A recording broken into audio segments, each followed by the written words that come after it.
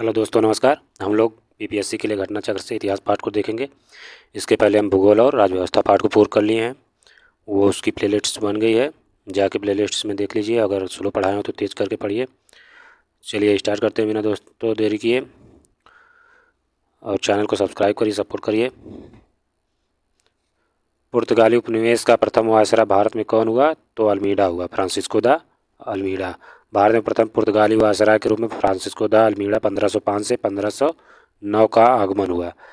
वह 1505 ईस्वी में भारत पहुंचा। 1509 ईस्वी में अल्मीडा ने टर्की, गुजरात तथा मिस्र की संयुक्त सेना को पराजित कर द्वीप पर अधिकार कर लिया। किसकी सेना को? टर्की, गुजरात और मिस्र की संयुक्त सेना को। द्वीप पर कब्जा के बाद पुर्तगाली हिंद महासागर में सबसे अधिक शक्तिशाली हो गए। उसने इसी द्वीप पर किला बनवाया और पुर्तगालियों के हित में कोचीन की राजगद्दी के उत्तराधिकार की समस्या का समाधान किया। बंगाल की खाड़ी में समुद्री डकैती है तो हुगली का उपयोग कौन करता था? तो हुगली का उपयोग पुर्तगाली करते थे। पुर्तगालियों द्वारा हुगली को बंगाल की खाड़ी में समुद्री लूटपाट के लिए अड्डे के रूप में इस्तेमाल किया जाता था। निम्नलिखित में अंग्रेजों में किसे जहांगीर ने खान की उपाधि से सम्मानित किया था? हॉकिंस ने जहांगीर ने खान की उपाधि से सम्मानित किया था हॉकिंस को। हॉकिंस ईस्ट इंडिया कंपनी का एक कर्मचारी और व्यापारी था। वह बादशाह जहांगीर के नाम इंग्लैंड के राजा जेम्स प्रथम का पत्र लेकर 1608 में सूरत पहुंचा। अप्रैल 1608 में वह आगरा में मुगल सम्राट जहांगीर से भेंट की। जहांगीर ने हॉकिंस को 400 का मनसब तथा फिरंगी खां अथवा इंग्लिश खान की उपाधि दी। तो ये भी पूछता है कि जहांगीर के दरबार में कौन पहुंचा था पत्र लेकर? तो हॉकिंस पहुंचा था, कैप्टन हॉकिंस। भारत में 1612 ईस्वी में अंग्रेजों ने अपनी पहली फैक्ट्री कहाँ स्थापित की थी? तो सूरत में 1612 में अपनी पहली फैक्ट्री स्थापित की थी। कैप्टन विलियम हॉकिंस सूरत से मुगल दरबार 1608 में पहुंचा, किंतु सूरत में फैक्ट्री की स्थापना की अनुमति पाने में सफल नहीं हो सका। 1611 ईस्वी में पुर्तगालियों के विरोध के बावजूद कैप्टन मिडल्टन सूरत के समीप स्वावली पहुंचा और मुगल गवर्नर से वहां का व्यापार करने की अनुमति पाने में सफल हुआ। कैप्टन वेस्ट द्वारा सूरत के बंदरगाह की विजय ने पुर्तगाली एकाधिकार की निरंतरता को भंग किया। उसके बाद जहांगीर के शाही फरमान से अंग्रेजों ने सूरत में अस्थायी रूप से एक फैक्ट्री स्थापित की। यहाँ से अंग्रेजों ने अपने व्यापार को देश के दूसरे भागों में फैलाया तथा शीघ्र ही अहमदाबाद, बुरहानपुर, अजमेर, आगरा में सहयोगी फैक्ट्रियां स्थापित की। किस मुगल शासक के समय में सर थॉमस रो भारत आया था? तो जहांगीर के समय में सर थॉमस रो भारत आया था। सर थॉमस रो ब्रिटेन के राजा जेम्स प्रथम के दूत के रूप में सितंबर 1615 ईस्वी में सूरत पहुंचा तथा जनवरी 1616 ईस्वी में वह अजमेर में मुगल शासक जहांगीर के दरबार में उपस्थित हुआ। डच ईस्ट इंडिया कंपनी ने किस वर्ष अपनी फैक्ट्री पटना में स्थापित की थी? तो 1632 में। पटना डिस्ट्रिक्ट गजेटियर इतिहास की किसी मानक पुस्तक या अन्यत्र 1632 ईस्वी में पटना में डच फैक्ट्री की स्थापना का कोई प्रमाण हमें नहीं प्राप्त हो सका है, किंतु बिहार लोक सेवा आयोग द्वारा निरंतर यह प्रश्न पूछा जाता है और इसका उत्तर 1632 ईस्वी दिया जाता है। कुछ प्रमाणित स्रोतों में यह प्राप्त होता है कि सर्वप्रथम डचों ने पटना कॉलेज की उत्तरी इमारत में 1632 ईस्वी में डच फैक्ट्री की स्थापना की। इनकी रुचि सूती वस्त्र, चीनी, सोरा, अफीम आदि से संबंधित व्यापार में थी। निम्नलिखित में से प्रथम कर्नाटक युद्ध का कौन सा तत्कालिक कारण था? तो अंग्रेजों द्वारा फ्रांसीसी जहाज का अधिग्रहण करना। कर्नाटक का प्रथम युद्ध 1746 से 48 के बीच ऑस्ट्रिया का उत्तराधिकार युद्ध, जो 1740 ईस्वी में आरंभ हुआ था, का विस्तार मात्र था। गृह सरकारों की आज्ञा के विरुद्ध ही दोनों दलों, अंग्रेज और फ्रांसीसी में 1746 ईस्वी में युद्ध प्रारंभ हो गया। अंग्रेज कैप्टन बर्नेट के नेतृत्व में अंग्रेजी सेना द्वारा कुछ फ्रांसीसी जहाज़ों का पर अधिकार कर लेना युद्ध का तत्कालिक कारण था। प्रथम कर्नाटक युद्ध के समय ही कर्नाटक के नवाब अनवरुद्दीन ने महफूज खां के नेतृत्व में 10,000 भारतीय सेना को फ्रांसीसियों पर आक्रमण करने के लिए भेजा। कैप्टन पैराडाइज के नेतृत्व में फ्रांसीसी सेना ने अड़यार नदी पर स्थित सेंट थोमे नामक स्थान पर नवाब को पराजित किया। दोस्तों ये कंटेंट बहुत ही लाभकारी है, ये विस्तार कर जो इसका दिया है, इसमें क्वेश्चन बहुत आएंगे। यक्सला-शापल की संधि 1748 में हुई। ये कभी कभी मिलान करने पाता है। यक्सला-शापल की संधि 1748 में से ऑस्ट्रेलिया के उत्तराधिकार का युद्ध समाप्त हो गया तथा मद्रास अंग्रेजों को पुनः प्राप्त हो गया। कर्नाटक का प्रथम युद्ध सेंट थोमे के युद्ध के लिए स्मरणीय है। 1760 का प्रसिद्ध वांडीवास का युद्ध अंग्रेजों द्वारा किसके खिलाफ लड़ा गया था? तो फ्रांसीसियों के खिलाफ लड़ा गया था। 18वीं शताब्दी में 18वीं शताब्दी में भारत में लड़े गए प्रसंगत युद्धों का सही कालक्रम इस प्रकार है। अंबर युद्ध अगस्त 1749 में मुजफ्फर जंग, चंदा साहब तथा फ्रांसीसियों की संयुक्त सेनाओं ने वेल्लोर के समीप अंबर या अंबूर नामक स्थान पर कर्नाटक के नवाब अनवरुद्दीन को पराजित कर उसकी हत्या कर दी। मुजफ्फर जंग दक्कन का सूबेदार बन गया। इस उपलक्ष्य में उसने अपने हितकारी डुप्ले को कृष्णा नदी के दक्षिणी भाग के मुगल प्रदेशों का गवर्नर नियुक्त किया दिया। उत्तरी सरकार के कुछ जिले भी फ्रांसीसियों को दे दिए। इसके अतिरिक्त मुजफ्फर जंग की प्रार्थना पर एक फ्रेंच सेना की टुकड़ी बुस्सी के नेतृत्व में हैदराबाद में तैनात कर दी गई। प्लासी युद्ध जून 1757 में अंग्रेजों और बंगाल के नवाब सिराजुद्दौला के मध्य हुआ। युद्ध के परिणाम स्वरूप अंग्रेजों का पूरे बंगाल पर नियंत्रण हो गया।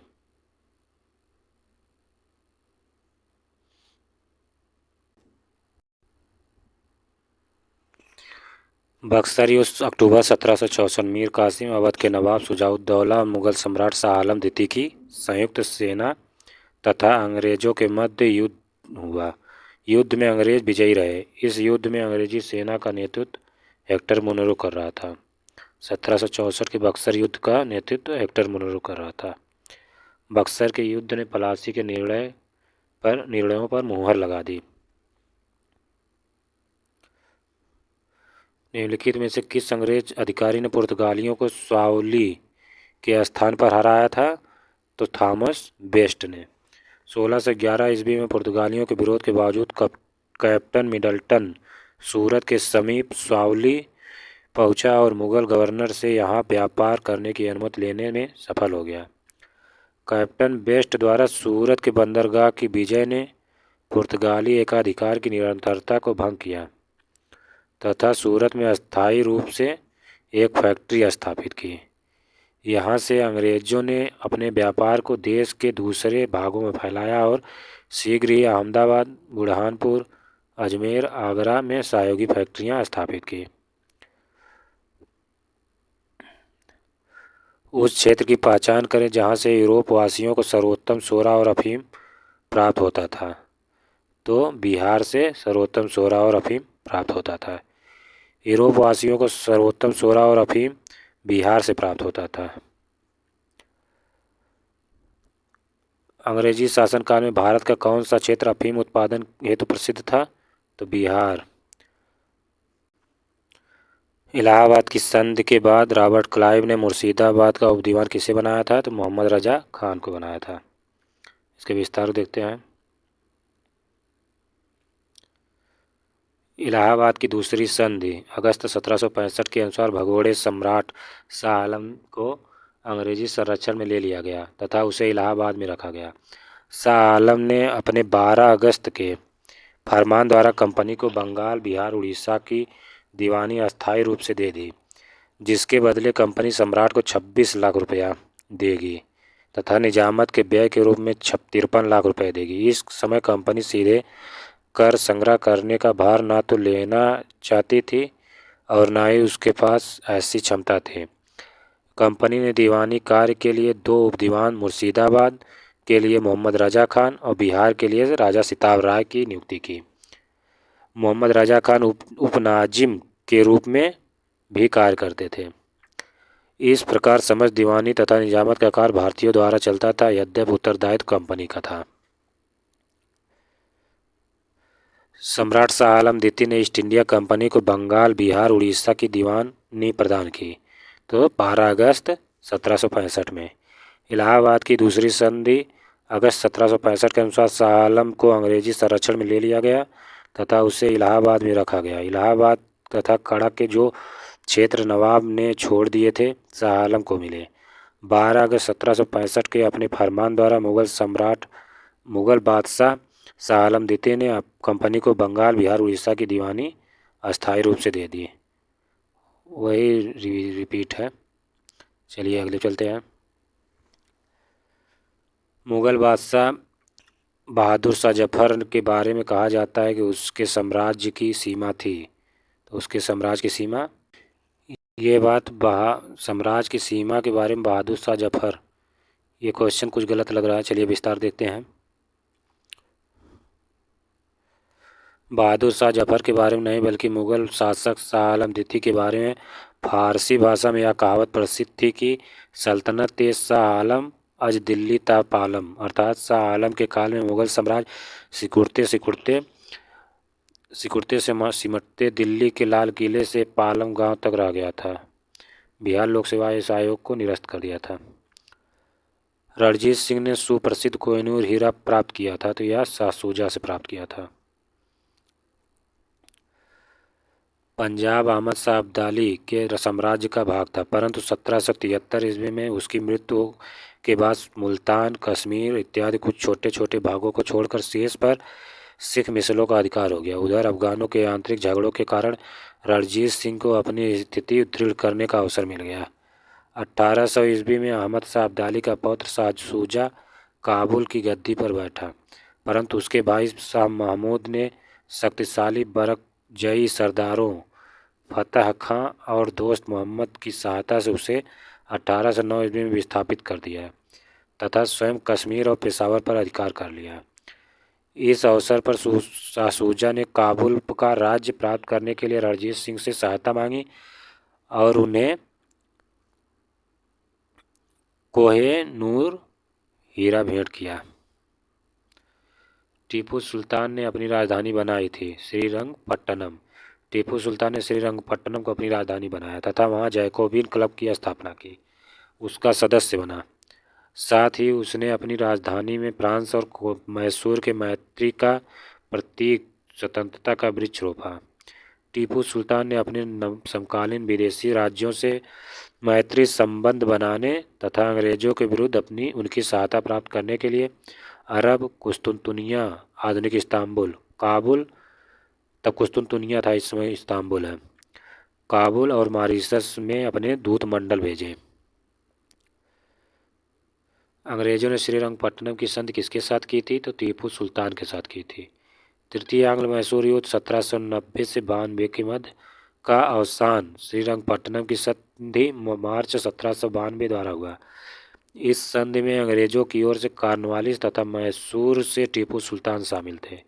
इसके अनुसार टीपू को अपने देश का लगभग 1/2 यानी आधा भाग अंग्रेजों तथा उनके साथियों को देना पड़ा। साथ ही युद्ध के हार जाने के रूप में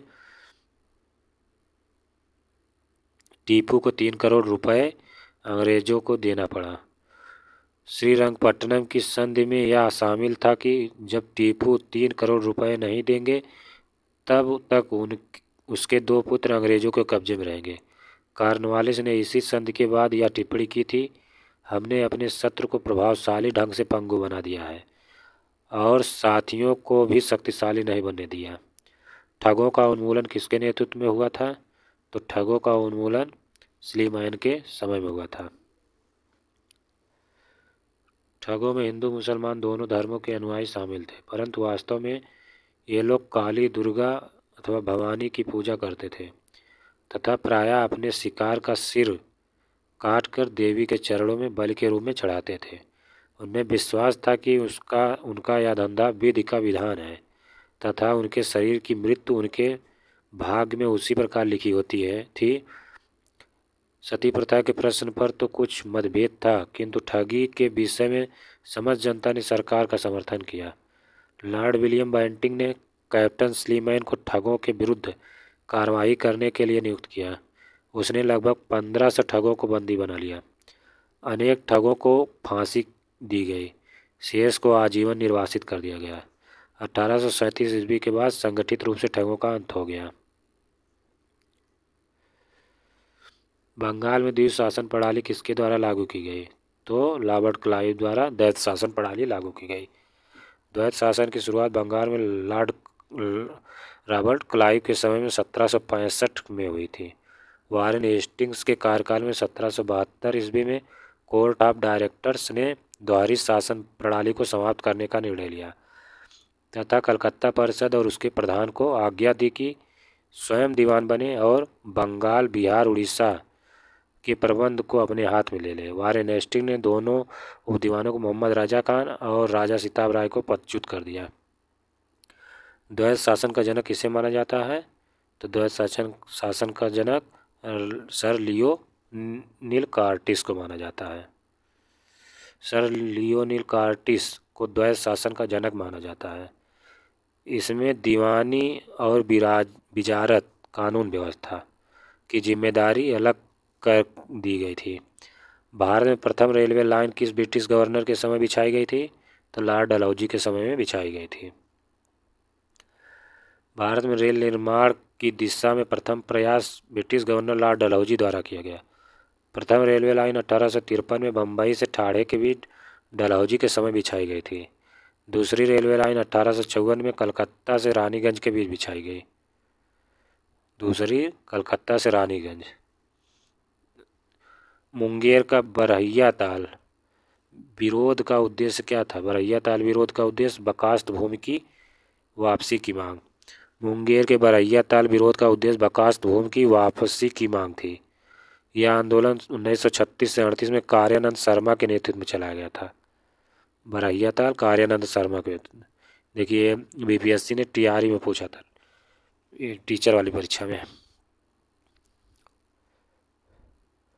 1857 में भारत का गवर्नर जनरल कौन था? तो 1857 में लॉर्ड कैनिंग था। यानी 1857 के विद्रोह के समय कैनिंग गवर्नर जनरल था। 1857 के विद्रोह के समय भारत का गवर्नर जनरल लॉर्ड कैनिंग 1856 से 62 था। लॉर्ड कैनिंग भारत में कंपनी द्वारा नियुक्त अंतिम गवर्नर जनरल और ब्रिटिश साम्राज्य के अधीन नियुक्त भारत का पहला वायसराय था। अंग्रेजी भारतीय सेना में चर्बी वाले कारतूसों से चलने वाली एनफील्ड राइफल्स कब शामिल की गई? तो दिसंबर 1856 में। दिसंबर 1856 में सरकार ने पुराने लोहे वाली बंदूक ब्राउन बेस के स्थान पर नवीन एनफील्ड राइफल्स के प्रयोग का निश्चय किया। इन राइफलों में दमदम, अम्बाला, सियालकोट में बने चर्बी युक्त कारतूसों का प्रयोग किया जाना था, जिसमें गाय और सुअर की चर्बी होती थी। इस नई राइफल में कारतूस के ऊपर भाग को मुंह से काटना पड़ता था। जनवरी 1857 में बंगाल सेना में यह अफवाह फैल गई कि चर्बी वाले कारतूस में गाय और सुअर की चर्बी है। सैनिक अधिकारियों ने इस अफवाह की जांच किए बिना तुरंत इसका खंडन कर दिया। किंतु सैनिकों को विश्वास हो गया कि चर्बी वाले कारतूसों का प्रयोग उनके धर्म को भ्रष्ट करने का एक निश्चित प्रयत्न है, और यही कारतूस 1857 की विद्रोह का तत्कालिक कारण बना। 1857 के विद्रोह का नेतृत्व बिहार में किसने किया था? तो कुंवर सिंह ने किया था। 1857 में जगदीशपुर में विद्रोह की अगुवाई करने वाले कुंवर सिंह बिहार के आरा जिले से संबंधित थे। जब उन्होंने अंग्रेजों के विरुद्ध विद्रोह का झंडा बुलंद किया, प्रकृति ने उन्हें अदम्य शौर्य, वीरता और सेना नायक के आदर्श गुणों से मंडित किया था। इसी कारण उन्हें सही रूप से विद्रोह के दौरान बिहार का सिंह माना जाता है। उन्होंने शाहाबाद जिले में अंग्रेजों के सत्ता का तख्ता पलट दिया, अपनी सरकार स्थापित की। वह कानपुर पर संयुक्त आक्रमण के लिए नाना साहब की मदद हेतु कालपी की ओर आगे बढ़े। वह विद्रोह की मशाल को रोहतास, मिर्जापुर, रीवा, बांदा, लखनऊ तक ले गए। जहां उनका अत्यंत सम्मानपूर्वक स्वागत किया गया। अपनी अंतिम सफलता के रूप में उन्होंने गृहनगर जगदीशपुर के निकट अंग्रेजों को बुरी तरह पराजित किया।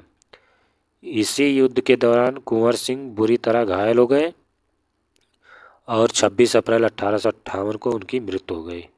उनकी मृत्यु के बाद उनके भाई अमर सिंह ने दिसंबर 1858 तक अंग्रेजों के विरुद्ध संघर्ष किया। बिहार में 1857 के विद्रोह का नेतृत्व किसने किया था? तो वीर कुंवर सिंह ने किया था। जगदीशपुर के किस व्यक्ति ने 1857 के विप्लव में क्रांतिकारी नेतृत्व किया? तो वीर कुंवर सिंह ने किया। कुंवर सिंह से बार बार बीपीएससी को प्रश्न पूछता है, बिहार का स्पेशली भी हो जाता है ये। कुंवर सिंह राजा थे, तो कुंवर सिंह जगदीशपुर के राजा थे। बिहार के शाहाबाद जिले के जगदीशपुर ग्राम में 1982 में जन्मे कुंवर सिंह ने जगदीशपुर की जमींदारी संभाली थी। कहाँ जन्मे थे? शाहाबाद जिले में। जगदीशपुर से उन्होंने 1857 के विद्रोह का नेतृत्व किया था। 26 अप्रैल 1858 की मृत्यु हो गई। 1857 के विद्रोह के समय इनके अदम्य साहस, वीरता, कुशल सेना नायक के कारण इन्हें बिहार का सिंह कहा गया। 1857 ईस्वी के विद्रोह के एक नेता कुंवर सिंह किस स्थान से संबंधित थे? तो जगदीशपुर से थे। कुंवर सिंह अंग्रेजों के खिलाफ 1857 के विद्रोह में किस जगह शामिल हुए? तो आरा में शामिल हुए। 25 जुलाई 1857 को दानापुर में सैनिकों की 3 रेजिमेंटों ने विद्रोह कर दिया। 26 जुलाई को ये सैनिक आरा पहुंचे, जहां यहाँ कुंवर सिंह ने इनका नेतृत्व स्वीकार किया। इस प्रश्न का उत्तर बिहार लोक सेवा आयोग ने पटना माना है। पटना दानापुर के पास है इसलिए माना होगा, लेकिन इसका उत्तर आरा सही होना चाहिए। आयोग माना है तो वही लगाइएगा, पटना। इनमें से किसने 1857 के विद्रोह में सक्रिय भाग लिया था? तो इसमें सक्रिय रूप से भाग तो नाना साहब, बेगम हजरत महल, मौलवी अहमदुल्ला, बेगम जीनत। एक से अधिक सही होगा इसमें, ये ऑप्शन सही है, एक से अधिक। इसके विस्तार देखते हैं।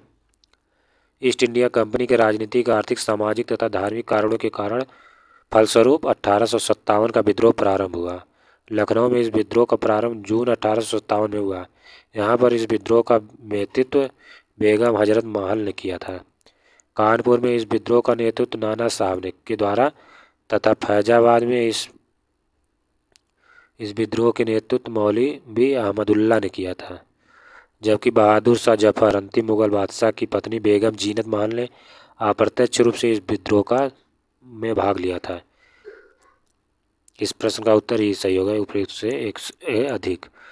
पटना के 1857 के स्वतंत्रता संग्राम के नेता कौन थे? तो वीर कुंवर सिंह या राजपूत कुंवर सिंह थे। अगले चलते हैं। 1857 के विद्रोह का बिहार में 15 जुलाई 1857 से 20 जनवरी 1858 तक केंद्र था, तो जगदीशपुर था। जगदीशपुर के राजा थे तो वीर कुंवर सिंह थे। इसके विस्तार को इसलिए नहीं पढ़ रहे हैं, एक बार पढ़ लिए हैं, वही दिया है। कुंवर सिंह ने 1857 के विद्रोह का नेतृत्व किस प्रांत में से किया था? तो बिहार से किया था। इसके विस्तार देख लेते हैं।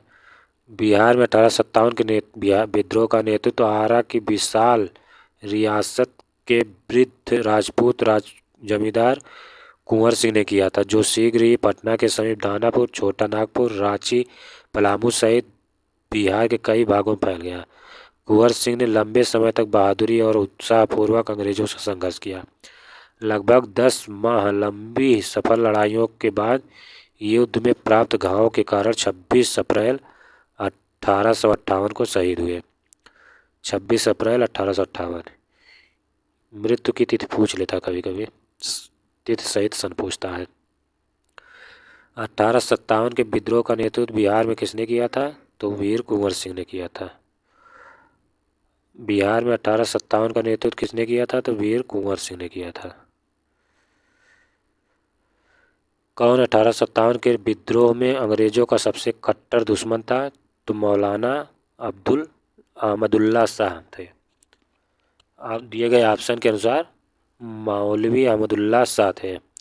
मौलवी अहमदुल्ला शाह ने फैजाबाद में विद्रोह को अपना नेतृत्व प्रदान किया। ये अंग्रेजों के सबसे कट्टर दुश्मन थे। वह मूलतः तमिलनाडु में आरकाट के रहने वाले थे, पर वह फैजाबाद में आकर बस गए थे। उन्होंने भारत के विभिन्न धर्मानुयायियों का आह्वान करते हुए कहा कि सारे लोग काफिर अंग्रेजों के विरुद्ध खड़े हो जाओ और उन्हें भारत से बाहर खदेड़ दो। इनके बारे में अंग्रेजों ने कहा कि अदम्य साहस गुणों से भरपूर और दृढ़ संकल्प वाले व्यक्ति तथा विद्रोहियों में सर्वोत्तम सैनिक है। इनकी गिरफ्तारी के लिए ब्रिटिश सरकार ने 50,000 का इनाम रखा था। 1857 के विद्रोह को किस उर्दू कवि ने देखा था? तो गालिब ने देखा था। गालिब ने देखा था। निम्न में से कौन सा ईस्ट इंडिया कंपनी के सिपाहियों को विद्रोही बनाने का कारण नहीं था? तो अधिकारियों की अक्षमता। ये कारण नहीं था। अंग्रेज अधिकारियों की अक्षमता ईस्ट इंडिया कंपनी के सिपाहियों को विद्रोही बनाने का कारण नहीं था। इन्हीं अधिकारियों की योग्यता के बल पर अंग्रेजी हुकूमत ने लगभग 90 वर्षों में पूरे भारत पर कब्जा कर लिया था। इसके अतिरिक्त अन्य सभी कारण सिपाहियों के विद्रोही बनाने में सहायक थे। निम्नलिखित वर्गों में से किसने 1857 के विद्रोह में भाग नहीं लिया? किसने भाग नहीं लिया पूछ रहा है। तो इसमें साहूकार और जमींदारों ने भाग नहीं लिया था। खेतिहर और कृषक तो बढ़ चढ़ कर भाग ले रहे थे। 1857 का विद्रोह बहुत बड़े क्षेत्र में फैला हुआ था और इसे जनता का व्यापक समर्थन प्राप्त था। फिर भी पूरे देश को या भारतीय समाज के सभी अंगों या वर्गों को अपने पेट में नहीं ले सका। यह दक्षिणी भारत तथा पूर्वी और पश्चिमी भारत के अधिकांश भागों में नहीं फैल सका। भारतीय रजवाड़े के अधिकांश शासक तथा बड़े जमींदार पक्के स्वार्थी और अंग्रेजों के शक्ति से भयभीत थे और वे विद्रोह में शामिल नहीं हुए।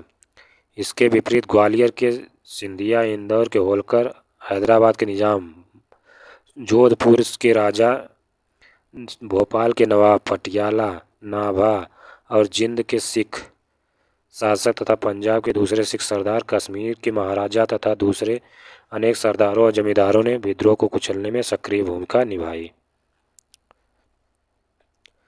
निम्नलिखित में से कौन सा कथन सही है? कौन सा कथन सही है? 1857 में दरभंगा डुमराव हटवा के महाराजाओं और उनके साथी जमींदारों ने आदमी तथा पैसे से अंग्रेजों की मदद की। वो ऑप्शन सही है। चलिए इसके विस्तार देखते हैं। इसका ये ऑप्शन सही है। 1857 के स्वतंत्रता संग्राम में बिहार के कुछ प्रमुख जमींदारों ने अंग्रेजों की धन एवं जन दोनों से बड़ी सहायता की थी। अंग्रेजों को इस प्रकार मदद पहुंचाने वाले जमींदारों में दरभंगा, डुमराव और हटवा के जमींदार थे। दोस्तों उत्तर इसलिए देख रहे हैं, उत्तर और विस्तार देख ले रहे हैं, सभी ऑप्शन को इसलिए नहीं देख रहे हैं कि हमको प्रीवियस पेपर केवल देखना है और पढ़ना तो बुक से ही है। दोस्तों आज 42 प्रश्न तक ही रहने देते हैं, वीडियो लंबा हो जाएगा। चलिए दोस्तों, जय हिंद। अगली क्लास में मिलते हैं।